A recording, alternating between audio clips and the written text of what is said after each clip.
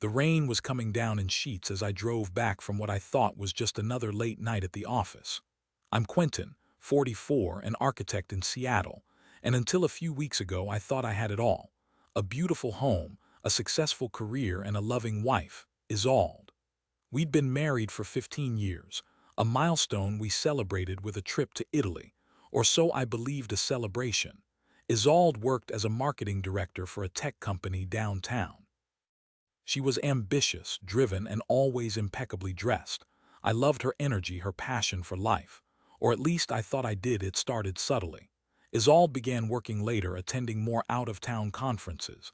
At first, I didn't think much of it. We were both busy, successful professionals. It was normal, wasn't it? But then the silences started creeping in. The way she'd look at her phone and then quickly hide it when I entered the room. The distant stares during dinner. I remember one evening in particular. We were sitting at the kitchen table, barely speaking. I tried to make conversation, asking about her day.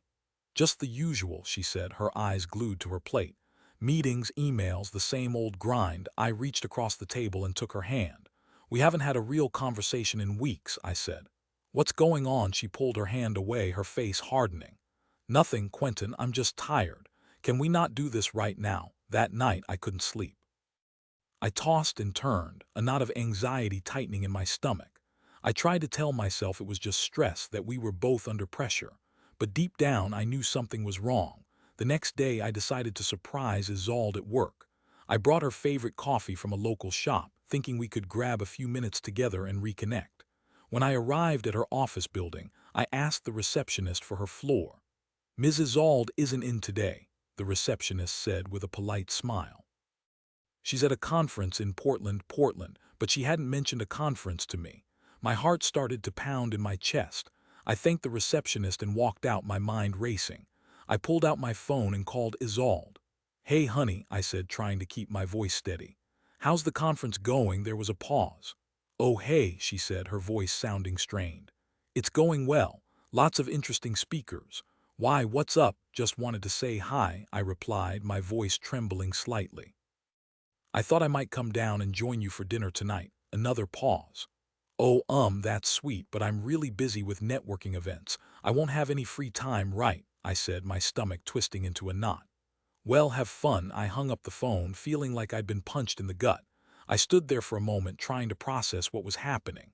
Then a sudden wave of anger washed over me. I couldn't shake the feeling that she was lying. I needed to know the truth.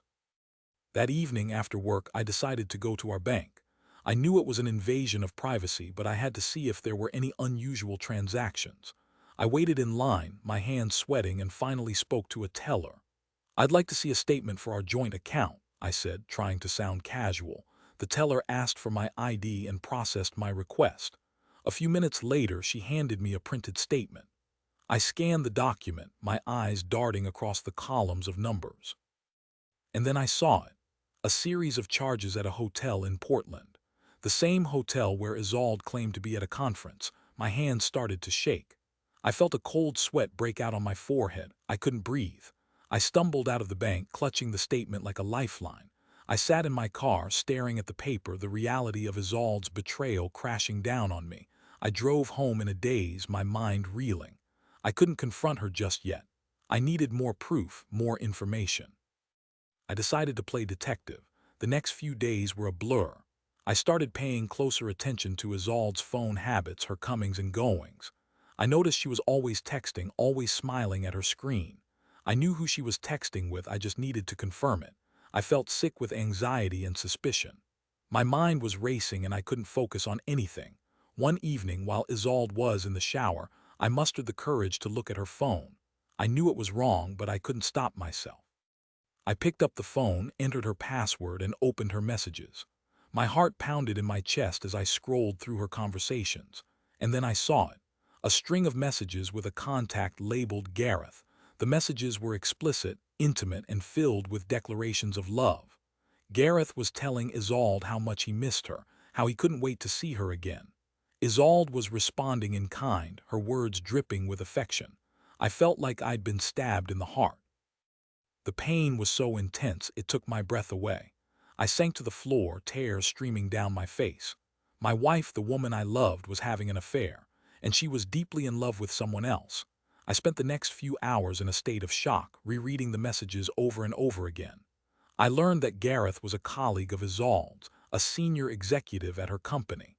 They had been seeing each other for months, meeting in hotels, going on secret trips, living a double life right under my nose. I couldn't believe it. I was so naive, so blind. When Isolde came out of the shower, she found me sitting on the floor, her phone in my hand.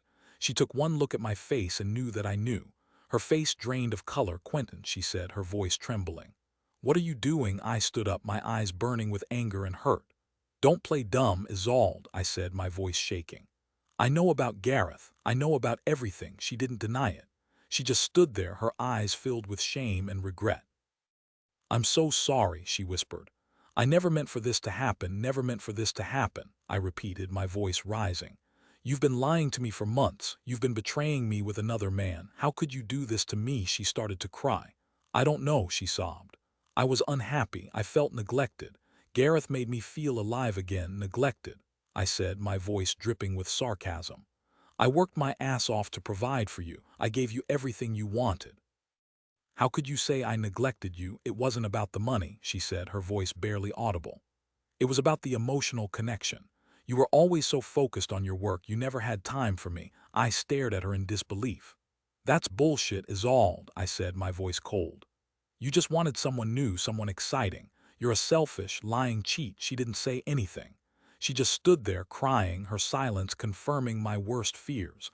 I couldn't stand to look at her any longer. I turned and walked out of the house, slamming the door behind me. I didn't know where I was going, but I knew I couldn't stay there, not for one more minute. I spent the night in a cheap motel, trying to make sense of what had happened. I felt like my whole world had been turned upside down. My marriage, my life, everything I thought I knew was a lie. The next day I called a lawyer.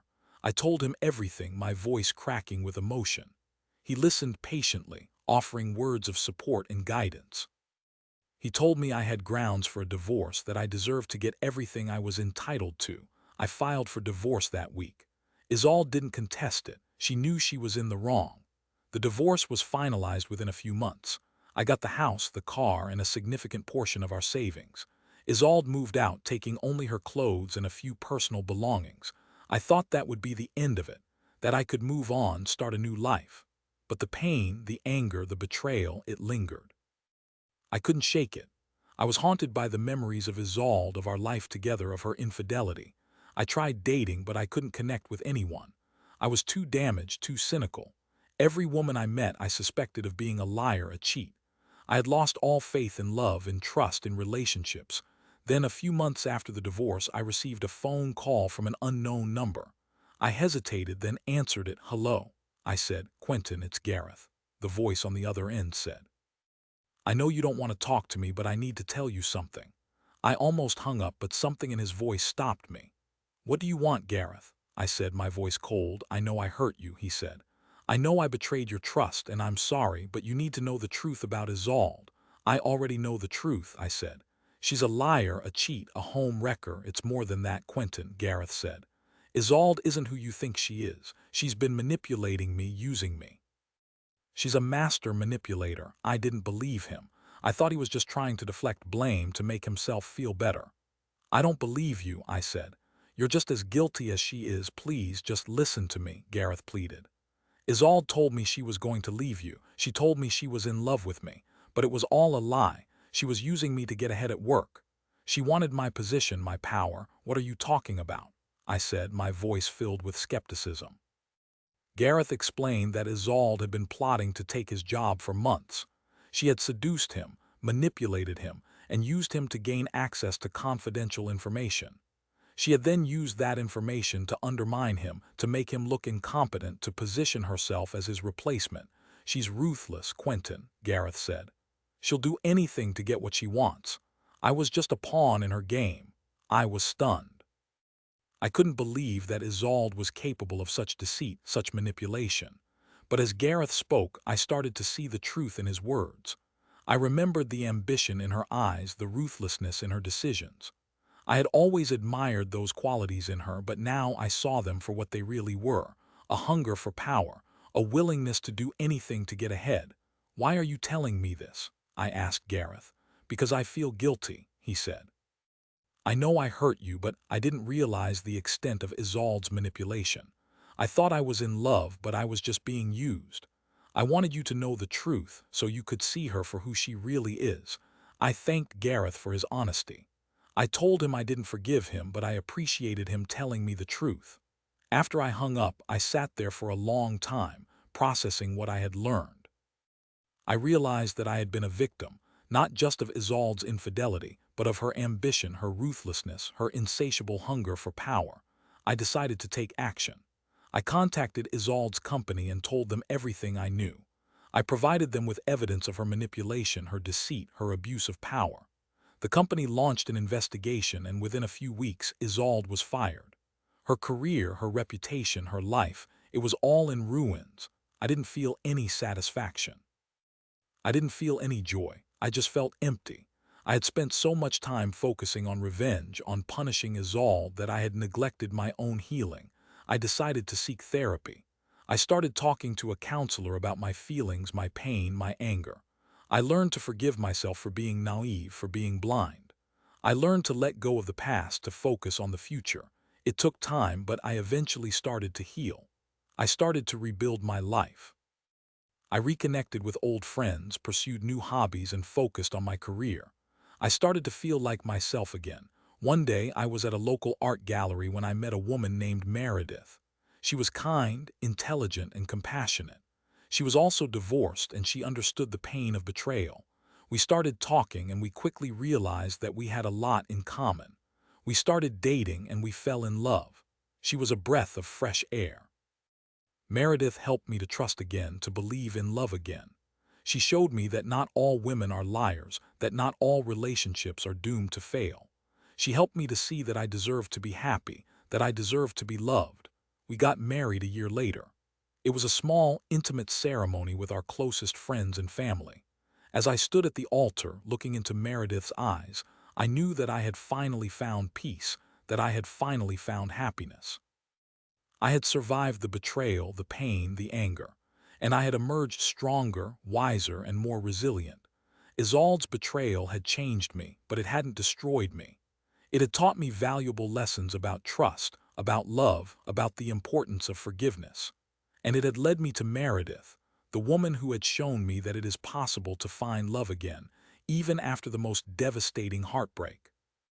My story is a testament to the resilience of the human spirit, to the power of forgiveness, and to the possibility of finding love again, even after the most devastating betrayal.